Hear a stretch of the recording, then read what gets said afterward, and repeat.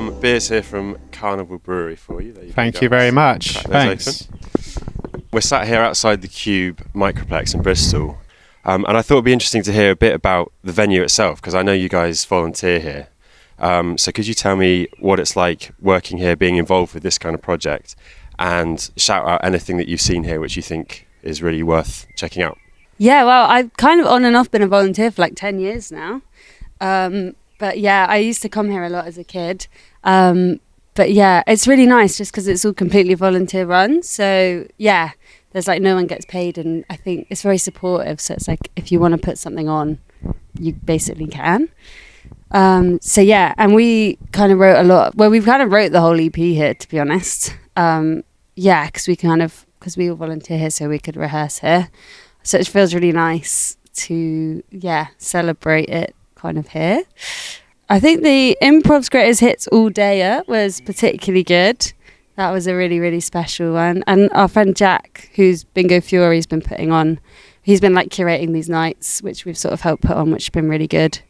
And they always have good films as well. I saw a really weird film from the 90s called Party Girl on Tuesday. Some of it hadn't aged too well, but it was good. It was good vibes. We also did a really fun thing, which was like kind of partly on my birthday, where we screened Labyrinth, the film of David Bowie, and basically the idea was we like screened the film, but then we'd pause it like every like 5 or 10 minutes, and there'd be like a kind of like interval entertainment, which was just all of our friends doing like kind of silly things. Like our friend Ollie kind of like had his hands like tied behind his back, and he got creme caramels, like 5 of them, and played the theme music from Who Wants to Be a Millionaire, and kind of did this like slurping creme brulee thing.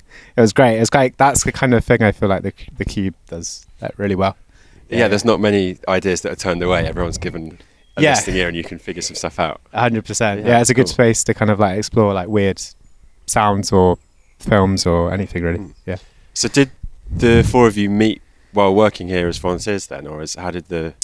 So basically me, Natalie and Robbie, we all went to school together. So we all grew up in Bristol, and yeah, we've known each other for ages. I feel like you and Robbie have known each other for did you go to primary school together? No, we did do drama club together when we were like 13. But then, obviously, we all properly met when we were like 16 because we went to sixth form together. But I did know him a bit through drama club. Yeah. And then we kind of found ourselves back in Bristol, and then we all started kind of jamming together, the 3 of us, in the end of 2019. And then kind of like went from there, and then Marcus we met through playing music in Bristol. Now you're in the band, you're now playing drums, and Robbie used to play drums. Yeah. So what's Robbie now doing? What's the lineup change there? Yeah, so previously when Robbie was on the drums, and then he would be playing trumpet kind of in between bits, and then Marcus now on the drums, and so now Robbie's kind of freed up to play kind of like more trumpet lines where previously he would be kind of drumming. He's got into his gadgets a little bit actually. He's got like an SPD and like some other stuff. Oh, he's on the synth as well, so yeah, he's a bit gadgety. But yeah, he's much more trumpet as well, which is good. Yeah, he's kind of like he's like a kind of free pair of hands where he can do the trumpet and then percussion. He's kind of like a fun person to watch in the live show because he's like darting between things. Yeah, I kind of wanted to know, actually, talking about instruments, everyone when they're a kid might have a go on a keyboard or a guitar or something, but how do you get into you can see this coming. Yeah. How do you get into the harp? I actually do you know Joanna Newsom? Yeah, so basically I just like listened to her album when I was maybe like 11, and I just like became absolutely obsessed with her and also with the harp. And I was like, I just have to play it. And then my parents didn't let me for like, well, it took me like a year of like me asking them, because they were like, it is really expensive. And to be fair to them, I had already like gone through the piano and the guitar, so they were probably like, you can't just like start it and stop it, which probably is really good, because then by the time that they like finally said that I could play, I was so that's Joanna Newsom. Cool, because I really like I think it's the intro to Living Statue. That's kind of like whatever, I can't really make the sound. Is that a harp sound? It's like a kind of on stuff. White Ring Binder. White When Ring it's Binder, like, sorry, yeah, it's like just using like a slide on the like string. Yeah. So you just like slide it down. Yeah, it which made me is think of cool. like the whole John Cage sort of treated piano thing. Of Yeah, like yeah. using an instrument, making like strange noises and playing it wrong intentionally. And Yeah, there's actually Yeah. lots of cool stuff. Like it's also fun, like putting like paper in between the strings, and like there's like fun things that you can do. Yeah. Using a bow on the harp as well is also nice. yeah, I think because I think that even that on Office Block, the sort of strumming thing, when I first heard that, I hadn't seen you guys play. I just heard it on Spotify, and to me, it sounded like a zither or some kind of Asian thing. And yeah, it's just cool to, anyone who sits there and makes some strange noise that hasn't been heard before from an instrument, I think is really like an exciting, new way of doing things, which is cool. But your EP that you're launching tonight is called Bright Lights, Dead City. And the 2 songs I've heard from it already have like a really, it sort of feels really fully formed already. So it sort of makes sense to me that you guys have been playing together for ages and you've known each other for a long time. But when you sat down and said, right, we're going to do an EP, were there like rules that you said, right, this is what it's going to sound like? Or how did you sort of jam it out a bit? How does that, how did it come together? Yeah, I'd say it happened quite kind of organically. I mean, Natalie mentioned that we did quite a lot of the writing here. So this is kind of like last year, like, and yeah, kind of the year before as well, when it was like sort of it was like not lockdown, but venues were closed. So the Cube was kind of like we were able to use it to rehearse, and we're like very grateful to this space for that. It was quite like instrumental in getting us kind of going.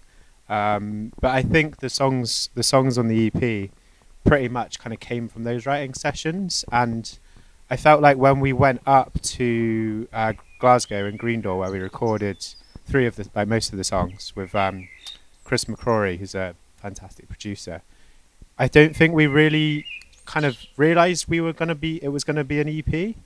We just thought like, well, we'll record 3 songs, hopefully, if we've got time. And then we kind of recorded those, and then, did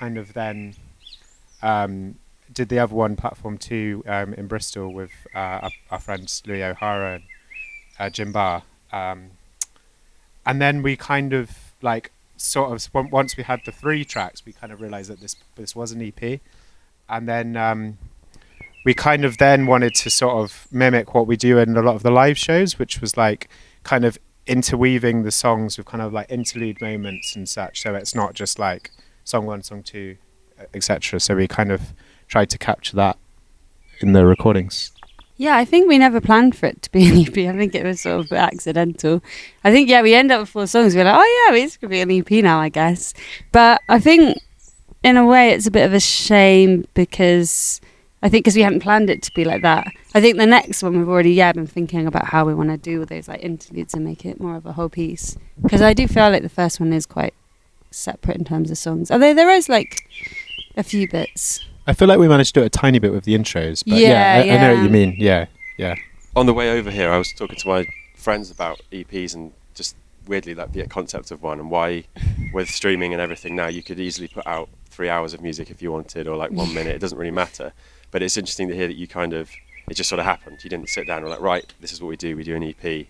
It's just sort of like, this feels like a collection that you put out, and it's kind of... Yeah, I think basically like none of us really know anything about the music industry, and we're all a bit like, well, we just kind of like make all this music, and then we're like, okay, I guess we could like put it out like this, and that'd be cool. So it sort of it's not very formulated, or like we're like going to sit down and be like, right. But I guess actually now, because we know we're going to do another EP, so that does feel like, okay, we've got this is going to be a thing. Yeah. So it does feel a bit different doing it like that. Yeah, I guess it was also like we kind of, when we went to recording, we wanted to select our like strongest tracks. So then I guess in that selection of the strongest tracks, we sort of did some of the work of like curation for an EP kind of unintentionally, if that makes sense. But also the EP, we're doing the EP release tonight, but the release date has actually been delayed to August. So Yeah, I did notice it's not on Spotify today. yeah. We didn't mean to kind of be so mysterious, but it was a last minute switch to August. So I'd like you guys to give me the lineup for your like perfect band that you'd like to go and see. So Dead or Alive, it could be you get guitar, bass, drums, vocals, and a mystery instrument. Just a one night show. You get to go. I'm imagining you're going to put Well, yeah, Joanna Newsom is Yeah. my mystery Joanna Newsom on instrument. harp. It'd Maybe have to be David David Bowie, I reckon. Yeah, Yeah. 100%. Marcus? Ooh, Frank Zappa, just getting involved. How many people do we have That left? leaves you bass and drums. So who's in it? Frank's- maybe Holger Suke on bass. Oh yeah, strong and choice. then Jackie. Also getting wacky percussion out, like he does in what's that song? He does it in Cool, but Cool in the Pool. Cool in the Pool. Yeah. Yeah. I'd want a bit of that. Yeah. That'd be good. I reckon John Drumbo French on drums, just to pull it all together. Actually, I don't know what band he's from. Who's that? he's from Captain Beefheart's Magic Oh, Band. okay, nice. Okay. Very exciting, innovative drummer. Yeah, nice one. Sounds like a pretty good lineup. So what's next for you for Minor Conflict then? What are you guys up to in the future? So we are going to record our second EP, I think probably around September, October time. We've kind of been writing it. And I think it's nice. We're going to, because obviously the last one we went out to Glasgow, but this one we're going to do it in Bristol because we want to get so our friend plays double bass, so we want to get that one we've got big ambitions. We want to get a choir in. We want to get like a string section, a horn section. But yeah, which is good. This is a good thing about doing it in Bristol because we do know a lot of people that play instruments. And everyone works on everyone else's projects. That's one of my favourite things about every time I meet people to interview. It's like, I played X on that album, and it's like a really good community. It's for that. definitely a community vibe here. Yeah. Yeah, and I feel like, I don't know, I'm sure it is in other places, but I just feel at the moment in Bristol, it just feels like such a nice scene, and that thing of everyone just getting involved with other people's stuff and just being really supportive. It feels a bit like kind of almost like an Amish mentality. It's like someone's putting up a barn and then everybody comes to get the beams up and stuff. So yeah. It's like, when you cook and you get the different chopping boards and you've got to use the different chopping boards. It's like cross-contamination. Yeah. You need a bit of Seth on double bass and yeah. I think for the next EP, if Bright Lights Dead City is maybe a little bit more kind of sparse sounding, I think we're kind of trying to maybe have a little bit of a fuller sound and adding those elements like choirs and other bits. Yeah. We were very lucky. We got to go and write and stay up in Margate